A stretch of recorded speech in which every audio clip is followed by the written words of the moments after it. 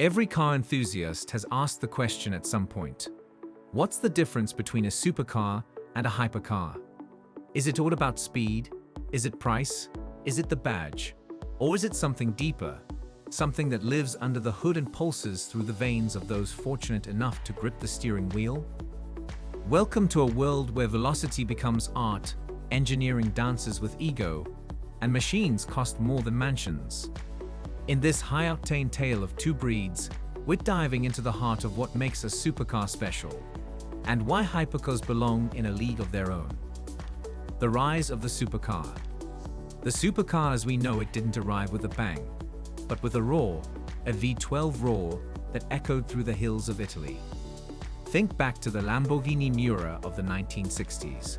It wasn't just fast. It wasn't just exotic. It was rebellious. It challenged convention.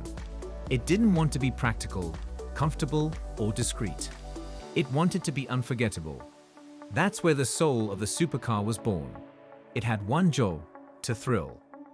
Throughout the decades, names like Ferrari, McLaren, Porsche, and Bugatti carved their emblems into automotive history. These weren't just cars. They were statements. Sculptures of speed molded with carbon fiber and titanium. Supercars blurred the line between fantasy and reality, between racetrack engineering and street-legal capability. For most, owning one meant crossing over into a rarefied realm. A Lamborghini Aventador or Ferrari 488 wasn't about getting from A to B. It was about being seen and heard while doing it. Supercars weren't just vehicles. They were visceral. They screamed performance. They hugged corners, devoured straightaways, and wrapped drivers in a sensory overload of power, noise, and control. But even as supercars dominated posters and dreams, there was always room for more. Faster, rarer, wilder. The birth of the hypercar. Then came the hypercars. Not as a natural evolution, but as a revolution. If supercars were fast, hypercars were otherworldly. If supercars were exotic, hypercars were extraterrestrial.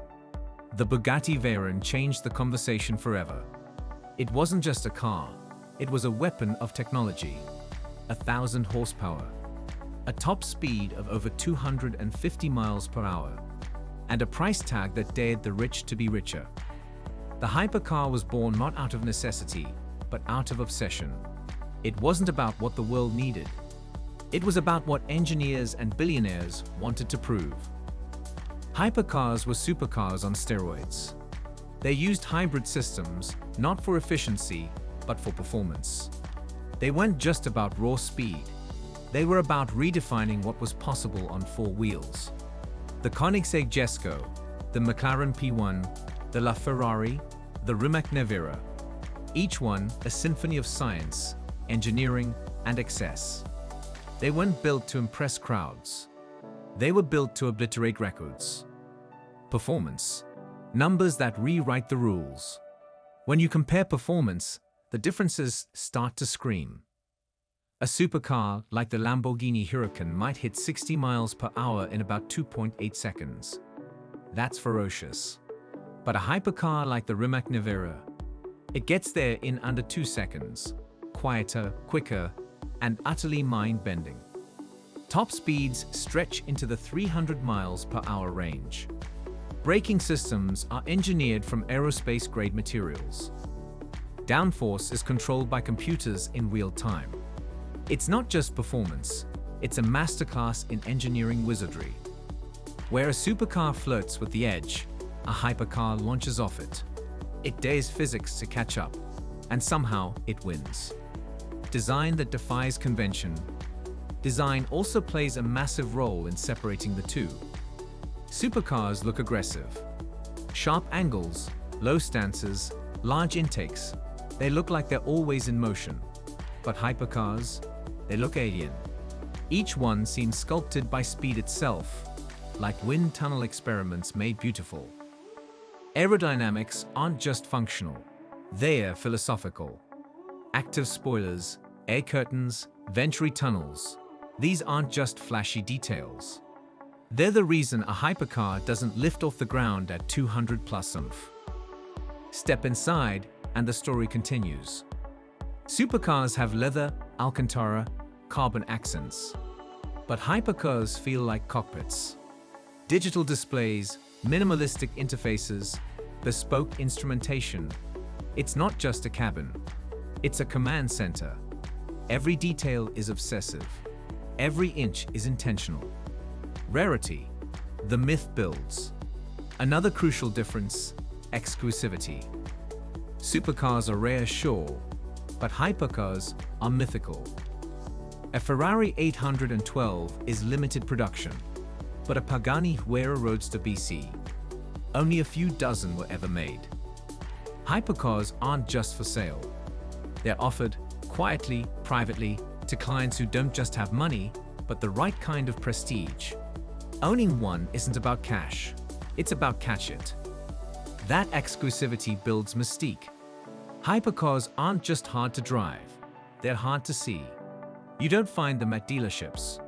You find them in private collections, parked next to yachts, on display at Monterey Car Week. Pop culture, power, and perception.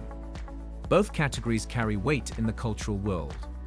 Supercars have been movie stars for decades, from James Bond's Aston Martins to Tony Stark's Odyssey. Hypercars, though, they're rarer guests on screen. When they appear, it's monumental. Think of the Lycan Hypersport crashing between skyscrapers in Furious 7. So, which one wins? The truth? There's no definitive winner.